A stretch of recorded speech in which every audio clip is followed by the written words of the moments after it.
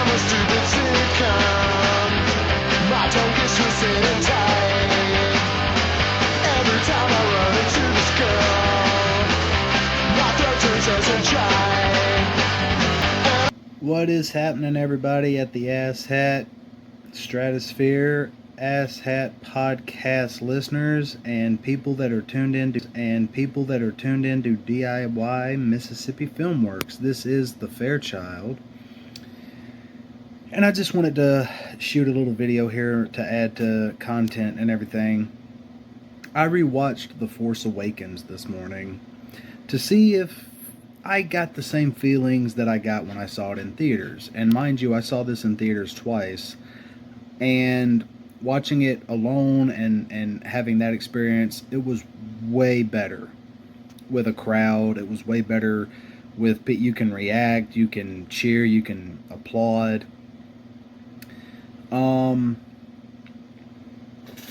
That experience was great.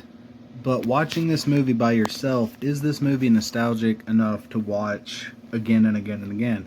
This is my third time seeing this movie. I've had the DVD Blu-ray DVD combo pack for years, but I had never really opened it and watched it until this morning.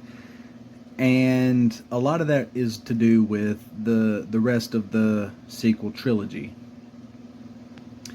The Last Jedi, there were a lot of parts in it that I enjoyed, but there was also a lot of parts in it that I found either confusing, overwhelming, or just nonsensical.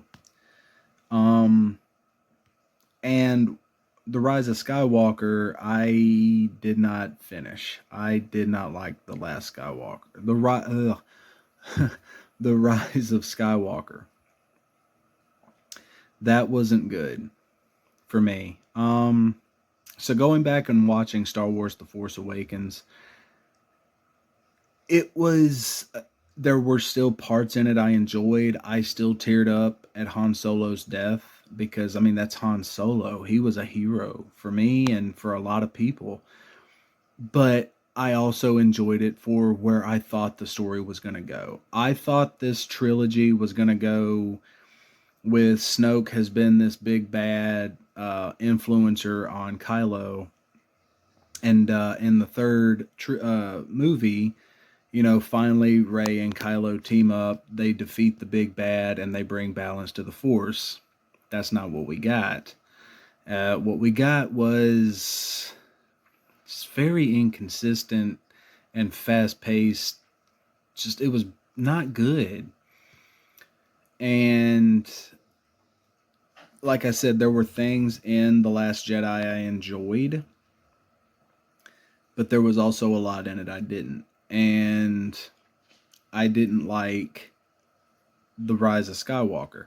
So for me, Star Wars The Force Awakens is ruined by all the potential that's set up for the downfall and just disappointment you get in the payoff. So for me, rewatching Star Wars The Force Awakens isn't worth the time. All the setups and stuff, they fall flat. And it was just a much better experience when it first came out and all the potential was still there. So yeah, I can, honestly, in my opinion, I can go back and I can rewatch the Solo Star Wars story and have a better time. I enjoy the actors. I enjoy the pacing of the film. I enjoy pretty much everything about Solo, a Star Wars story, more than I do rewatching The Force Awakens. And so maybe my next review will be on Solo, a Star Wars story. But yeah, just because I really enjoy rewatching it. I enjoyed the canon it sets up and different stuff because I know what becomes of Han Solo. So I liked it as an origin story. It wasn't bad. Pretty much checked every box that an origin story can check. But I think that movie gets more hate than it deserves. This movie definitely gets the hate it deserves. And no, I don't think that this is a very nostalgic film. I don't think it's worth rewatching. I don't think people will even be rewatching this movie. They're not rewatching it now, so I mean, yeah, they're not definitely going to be rewatching it in 10 years. Anyways, thank you guys for tuning in for this few minutes. That was my opinion. I'm the Fairchild, and I am out.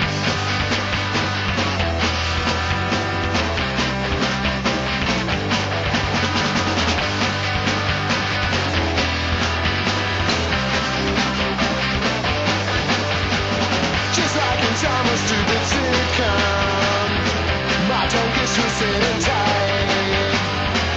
Every time I run into this girl, my throat turns as a giant. And I could never try on purpose, twisting the heritage of a fool.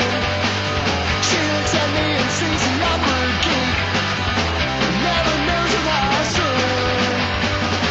I can't figure out just what it is. It's got you right